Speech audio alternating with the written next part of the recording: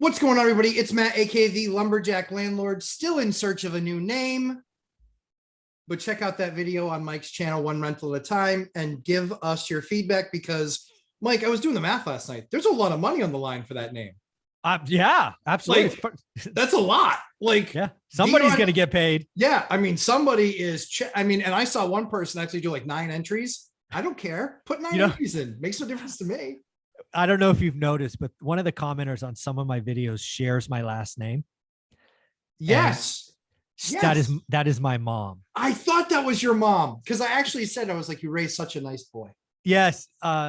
So again, folks, confused. Yeah, she's like, I only have one son. No, I didn't. I didn't have a second one. That's funny. No, it is both awesome and a little nerve-wracking knowing that your mom is going to watch every video. Yeah, I get that. Yeah, for sure. But yeah, so when folks leave comments and you see my last name on someone else, if you're rude to that person, you are gone. Yeah. I don't care. I'm breaking out the block button, jackass. Yeah. No, you can be rude to anybody else, but that person, no dice. You better be nice and kind or just ignore it. Ignore is okay. Yeah, but that's perfect. So first video today coming out of the chute on fire because to recession or not to recession? That is the question. Yeah, we might be doing something that we haven't done since 1947. Yeah. Yep.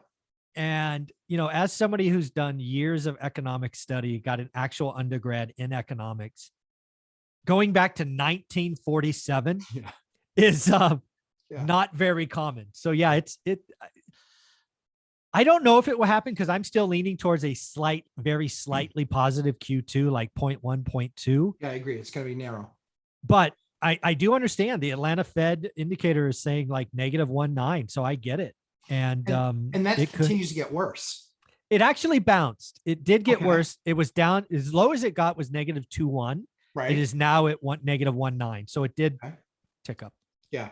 That's great. So what Mike and I are talking about, if you haven't already guessed it, is normally, like normal people on the street, we would say, hey, GDP down 2 quarters in a row, that's a recession. However, the intellectuals in Washington, I use the term loosely, they are the ones that are, and the big firms that missed the last housing crash in 2008. They're the ones that are actually telling us, well, technically, even if we have 2 bad GDP quarters in a row, even if both of them are negative, but we still show significant job growth, then we're technically not in a recession. I mean, there's going to be, again, let's just be very clear. If we have a negative Q2, which is absolutely possible, I don't see it, but absolutely possible. Agreed. There's going to be so much conspiracy theory. And so much. Oh, it's going to be bananas. But as someone who has studied economics and has a degree from a great university, we all know that the rule of thumb, that 2 negative quarters of GDP is a recession. Yep. And they're always called in the rear view mirror. Let's be also clear on that, right? They don't call them while we're in it. It has worked since 1947, but it's a rule of thumb. Right. And when you look at the rules of thumb, there's actually 4 categories that will be looked at. And not many people get this far because since 1947, it hasn't mattered. It had, like, if there was 2 quarters of negative GDP, it was a recession. It was right every year since 1947. If you want to go back and look at it, it was Q2 and Q3. Q2 was like -0.8 and Q3 was like -1.7. That's from memory, but you can look them up. What happens is there's 4 factors. One is retail sales. One is industrial production. Yep. One is real wages, not nominal, real. And then the big one, the fly in the ointment, unemployment or job growth. Typically in a recession, all 4 of those indicators are negative and some are really negative. Right. What we have seen in the first 6 months, those 4 indicators at different times have been positive. Yes. And jobs, as of we got this morning, has been screaming positive. We created 1.5 million jobs in 6 months. I believe even if we have 2 negative quarters, that these powers that be are going to look at it and go, we created 1.5 million jobs Yeah. in a recession? I don't think so. Right. Right. So again, and again, whether it is or isn't a recession really doesn't matter. But I can't wait for the the conspiracy theories of this and that. Sure. Folks, focus on your buy box, your stuff. Whether it is or isn't a recession doesn't matter. And frankly, I think regardless, we have a recession this year, and I was wrong for those people that want to hear me say it. I thought we would delay the recession till Q2 or Q3 of next year.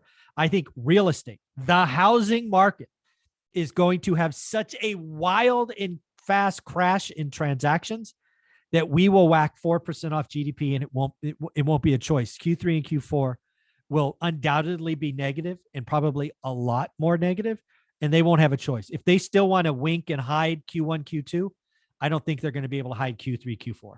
No, I agree with that. I think my personal belief is I think that we eke it out on GDP in Q2. And then it's a moot point. Yeah, exactly. And that, Mike, the conspiracy theorists are going to come out of the woodwork because they're going to be like negative all across the board, but somehow we had GDP growth.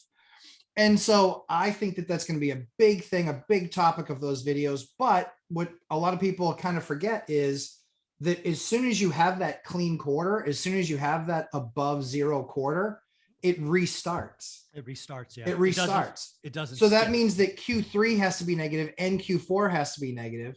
I think that you're exactly right. I think that without a doubt, based on just watching the Vegas market. Yeah, I'm talking to Brian in a few minutes. Yeah. Yeah. Yeah. Crazy. Just based on the Las Vegas market alone, it's 100 a day. And my buy box, Mike, it's like I have to shrink my buy box. No, I think you do. I think too many now. I think that market of 750 to 1.5 in Vegas is the most exposed market. Yeah. Yeah. Yep. I think that market is going to crumble. Mm-hmm. I agree. I think that there's going to be, now that we're seeing the formation of it and we're seeing the same markets over and over and over again, highest highs, lowest lows. We all know this about Las Vegas. It's why Brian and I started talking 2 years ago in the pandemic. I mean, our very first video, I'm like, Brian, you're a service-based economy heading into a pandemic. You're screwed. That one. Yeah. I was going to use a different word. I decided not to. I'm like, damn it, what's another word for that? But that's exactly right. And so that's what I'm watching is, and all of these, crypto millionaires and all these guys. Stimulus ballers. Oh, yeah. Doge doofuses. Yeah. All of this stuff, Bitcoin boneheads. We'll see. It's all, I mean, again, there's going to absolutely be a readjustment. People cashed out of some of those assets and got into housing, and so when the formula changes of too few money or too little money chasing too many goods. Yeah. Welcome to econ, everybody. Oh, this is what's going to happen. And now what you're actually also going to find is you will find that inventory in stores, lumber, I have no problem getting any type of lumber I want, even the specialty stuff now. I can get whatever I want. Copper's crashed. Yeah, I hope it crashes even more because copper went from $42 a 250-foot 14-2 spool. That's what's used to run lights and outlets in most houses. $42. Its high was 131. Wow. It tripled. And literally now it's sub 100, but we're still working through the supply of what was created. It's coming. What did you see what copper was last it traded? Was it in the 3s or still 4s? No, I think it's in the high 3s. It's coming. They're whacking, whack. It's coming down. God bless it. That's a beautiful thing. So as Mike and I always like to talk about, we like to kind of give that view of what we're looking at. Our buy boxes really haven't changed. They're exactly the same. We're still looking at all the same type of properties. What we're really looking for is, we're not saying that 10 people are going to need to sell their house, but we're starting to see 1 out of 10 needing to sell their house. Yeah, that's the key that I want people to realize is I actually think July 20th, that day is going to be awesome, but it's also going to create a lot of noise. Yes. Right. Buyers are going to vanish. Sellers are going to run. But again, you got to understand need versus want. Because even in your market of Vegas, there will be some people that list $1 million home. Yep. Because, honey, we missed the top. We missed the top. Oh my God. Oh my God. Oh my God. And then, 2 weeks, crickets, whatever it is, maybe they'll try 950 once. And then they're going to go, honey, well, you know what? We kind of like our house. Our mortgage is at 3%. We're going to stay. So, I mean, a lot of that stuff, you got to figure out who wants to sell versus who needs to sell. And that only becomes easier with time. It does. Yeah, it does. And when people start looking at the market, and because the sentiment with realtors is going to be, oh yeah, I've gotten 15 listings this week, right? All the same junk. They're going to start. It's the same thing as last time. Oh, I got another one in that community. Exactly. Same. And guys, that's what Mike and I went through. Like I literally had streets that had 5 and 6 listings on them last time. Oh yeah. It wasn't as bad as Stockton. Stockton, they had pictures where it was the entire street. Everybody had for sale signs. Yeah. I bought, so so again, just real life, right? I own 3 houses within, I think 9 or 10 houses in a row on the same street, all bought in the same time. That's awesome. Yeah. See, I love that. Once I got a comp on one, the other 2, same number. Yeah, exactly. I went to the bank saying, do you know you have I did this. So I bought whatever street. I'm not going to give the number, but I bought a house, got it contract, closed it. Another house came up 3 doors down, same model. I called up the agent and said, hey, you might not know this, but there's a comp down the street at 40% off. I'll honor that price. And they're like, oh, we didn't see that. Well, I'm like, here's the number. Here's the closing date. If your bank wants to sell it for that number, I'll match it. Sure enough, they validated, they matched it, good to go. And I did that one more time. This is awesome. Awesome. That is guys, that's elite right there. That's elite. And here's the thing, Mike, the agent can call you up and go, hi, Mr. Zuber, we just listed a house that's 4 down from the one that you just sold. They weren't doing any of that work, but Mike was doing that work. And every day, making the phone call, doing the work, picking up the phone and saying, hey, giving them exactly the information he just gave him.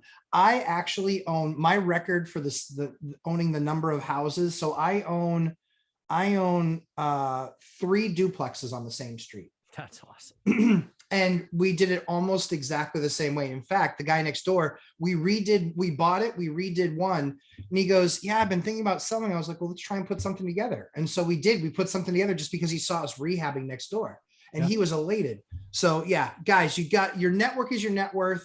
Check out my Lumberjack Landlord series on product, because there is a ton of product out there that landlords need to have. And one of them is the most important networking tool you're going to have in the next 2 years. By far, that digital business card. I did a full review on it. It's right there on the channel. Mike, tell everybody where they can find you, my friend. One rental at a time, YouTube channel, Instagram, all that good stuff. And I go live Saturdays at 8 a.m. for 1 hour. If you want to ask me questions, I suggest getting on early. I have not been able to get to all the questions in 60 minutes. I saw you got wicked close to 300. I did. Yeah. Yeah. Guys, 300 people. I remember joining that live stream when it was not 300 people. No, there was a time I did. It was under 50. I remember. Sometimes it was even under 40, for being honest. But yeah. No, yeah. I probably did one with less than 20. Yeah. I was like, I was talking to myself. Yeah, I got to meet that guy. So as I always say, we create great content for you. Hit the like button, absolutely subscribe. Lumberjack Landlord, currently speaking, but that will be getting adjusted sometime soon. And really appreciate all the people that have posted info or names on that video that we did with Mike and Dion for the 3 amigos yesterday. Really appreciate you. And quite frankly, you're going after a prize that's probably worth about $1,000. Probably. It's like Mike's offering his course. I'm going to mine when mine's done, Dion when his is done. So definitely check it out. Mike, thanks so much. We'll see you in segment number 2. You got it.